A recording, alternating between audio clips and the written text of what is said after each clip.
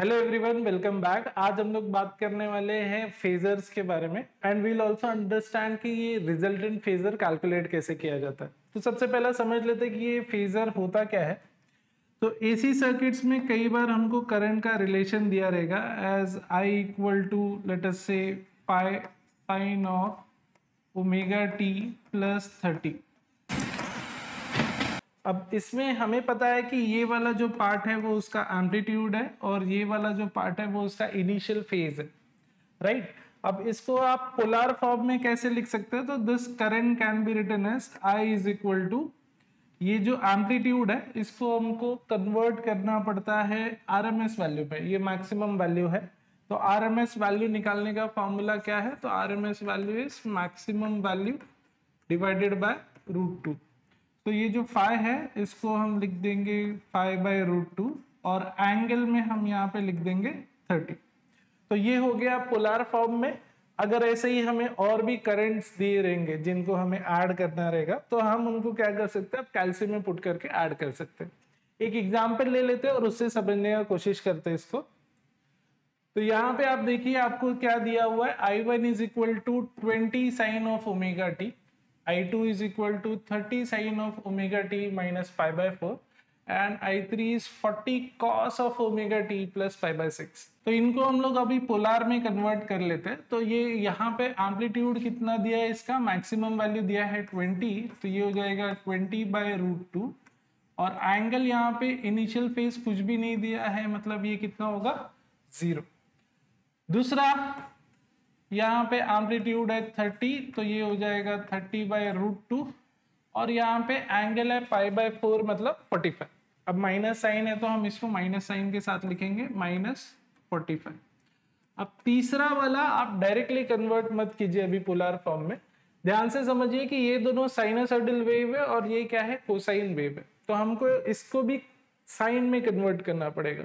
Minus sign भी नहीं चलेगा, अगर आपको माइनस साइन भी दिया तो भी आप उसको कन्वर्ट करना पड़ेगा साइन में। So cos to sine convert करने के लिए हम यहाँ पे एंगल को +90 कर देते हैं। तो ये बन जाएगा 40 साइन ऑफ ओमेगा टी +90 +30। ये आपको याद रखना है कि जब भी हम कोसाइन से साइन में कन्वर्ट करना है तो आपको एंगल +90 करना है। अब आप इसको पोलर में कन्वर्ट कर लीजिए, तो ये हो जाएगा 40 बाय √2 एंगल 90 + 30 कितना हो जाएगा 120 डिग्री। अब इन लोग ने बोला क्या है, find the resultant current. Late us से ये जो रिजल्टेंट करंट I है ये इसको हम I से डिनोट कर रहे हैं और ये हो जाएगा I1 + I2 + I3। I1 हमको मिला है 20 बाय √2 एंगल 0, I2 हमें मिला है 30 बाय √2 एंगल 45 माइनस साइन है एंड फाइनली यहाँ पे हमारे पास है 40 बाय √2 एंगल 120 डिग्री। अब इसको कैल्सी में कैसे पुट कर लेते हैं समझ लेते हैं। सो हमारे कैल्सी को आपको सेकेंड मोड में डालना पड़ेगा विच इज कॉम्प्लेक्स मोड, और कॉम्प्लेक्स मोड में हम ये इक्वेशन लिख देते हैं अभी, ठीक है। तो सबसे पहला फ्रैक्शन में आ जाएगा 20 बाय √2 और हमको ये वाला सिंबल कहाँ पे मिलेगा, तो ये सिंबल शिफ्ट के नीचे कैलकुलेट के नीचे रेशियो के नीचे एक हाइफन दिया हुआ है, तो शिफ्ट दबा के आप ये बटन दबाएंगे तो आपको ये सिंबल मिल जाएगा। सो बेसिकली शिफ्ट से तीसरा बटन है। एंगल है यहाँ पे 0 प्लस 30 बाय √2 एंगल है यहाँ पे -45 प्लस लास्ट वाला है 40 बाय √2 एंगल मिला है हमें 120। तो इक्वल टू कर देंगे तो ये हमें आ जाएगा रिजल्टेंट। सो ये आ गया 17.75 एंगल 32.33। अब इसको भी हमें ऐसे ही नहीं छोड़ना है, हमको साइनसॉइडल फॉर्म में लिखना है। तो साइनसॉइडल फॉर्म में ये क्या आ जाएगा 17.75, ये तो आरएमएस वैल्यू है, इसको हमें कन्वर्ट करना पड़ेगा किसमें, मैक्सिमम वैल्यू में। तो हम √2 से मल्टीप्लाई कर देंगे sine of omega T plus 32.33, ये इसका एंगल हो जाएगा। अगर यहाँ माइनस साइन होता तो हम यहाँ माइनस साइन पुट कर देते। तो इसको कैलकुलेट कर लेते फटाक से। 17.75 इंटू √2, ये हो गया 25.1। 25.1 sine of omega T plus 32.33। I hope आपको समझ में आया ये कैसे कन्वर्जन किया। ये वाला पार्ट आपको याद रखना पड़ेगा कि कॉस से साइन में जा रहे हैं तो आप प्लस 90 करिए एंगल को। अब कई लोग कंफ्यूज रहते हैं कि ये डिवाइड बाय √2 करके क्यों सॉल्व करना है, क्योंकि सारे एसी के कैलकुलेशन हम आरएमएस वैल्यूज पे करते हैं। आप अगर ये 20 एंगल 0, 30 एंगल 20, 45 -45 और 40 एंगल 120 लेके करेंगे तो आपको डायरेक्टली ये वाली वैल्यूज आ तो जाएगी, बट क्योंकि हमें आगे के सारे कैलकुलेशन, एसी के सारे कैलकुलेशन आरएमएस वैल्यू में करने होते हैं, हम इसको बेसिकली कन्वर्ट करके करते हैं और फिर वापस से रिकन्वर्ट कर देते हैं आरएमएस से मैक्सिमम वैल्यू में। और एक एग्जांपल ले लेते हैं क्लैरिटी के लिए। तो यहाँ पे भी हमारे पास 3 करंट्स दिया हुआ है। It can be voltages also. सबसे पहला वाला है 3√2 साइन ऑफ ओमेगा टी। तो यहाँ पे डिवाइड बाय √2 करेंगे तो ये 3 बन जाएगा, 3 एंगल 0 आ जाएगा। चलो ये सिंपल हो गया काफी। नेक्स्ट वाला है 5√2, ठीक है, बट ये कोसाइन है तो कोसाइन के लिए हमने क्या बोला था कि हम प्लस 90 कर देंगे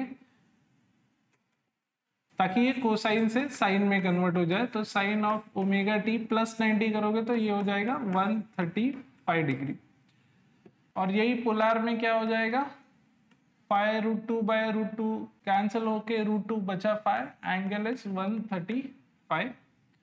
एंड तीसरा वाला आप देखोगे यहाँ पे माइनस साइन है। माइनस साइन मतलब एकदम उल्टा है। अगर आप साइनोसॉइडल वेव ऐसा बना रहे हो तो माइनस साइन क्या होगा, इसका एग्जैक्ट ऑपोजिट। तो ये 180 डिग्री आउट ऑफ फेज होता है। तो माइनस साइन से जब आपको साइन में कन्वर्ट करना है, माइंड यू माइनस साइन भी नहीं चलेगा, आपको प्रॉपर साइन ही चाहिए, यहाँ पे माइनस साइन नहीं होना चाहिए।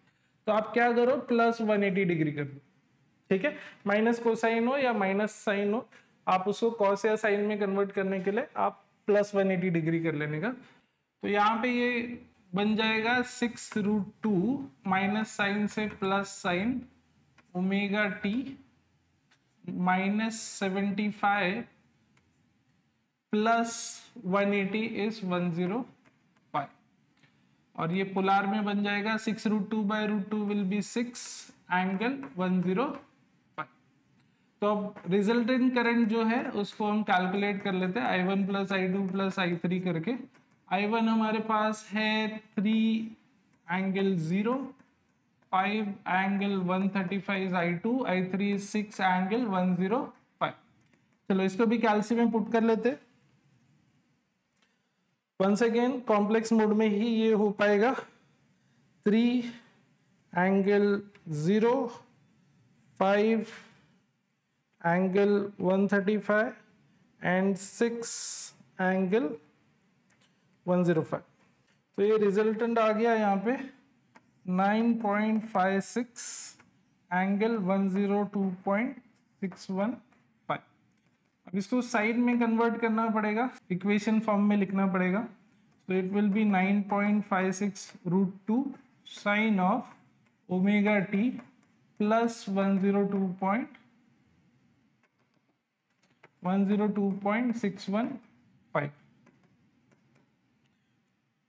तो ये 9.56 इंटू √2 ये हमको दे रहा है 13.519 या 52 sine of omega T plus 102.615।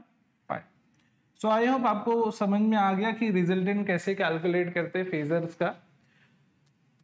Okay, सो ये फॉर्मूलाज याद रखिए कि आपको कोसाइन से साइड में कन्वर्ट करना है तो प्लस 90 एंड माइनस साइन है तो प्लस साइन में जाने के लिए प्लस 180। यही कन्वर्जन अपने को लगने वाला है।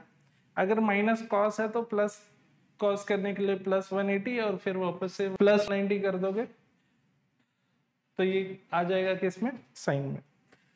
आई hope this is clear to everyone. जरूरी नहीं कि हर बार आपको I1 I2 I3 दिया रहेगा, इधर V1 V2 V3 भी हो सकता है और वो रिजल्टेंट वोल्टेज भी पूछ सकते हैं, या फिर दो कंपोनेंट देके रिजल्टेंट दिया रहेगा, आपको I3 पूछा रहेगा, तो इन दैट केस खाली ये इक्वेशन को रीअरेंज कर देने का, यानी I3 will be nothing but I minus I1 minus I2, जैसे हम नॉर्मल अलजेब्रा में करते हैं, राइट। ओके, और ये हमारे एग्जाम में कई बार 5 मार्क्स के लिए पूछा जाता है और इसका अंडरस्टैंडिंग भी हमें काफी जरूरी है। So I hope you have understood this. Still if you have any doubt please let us know in the comments. Thank you very much.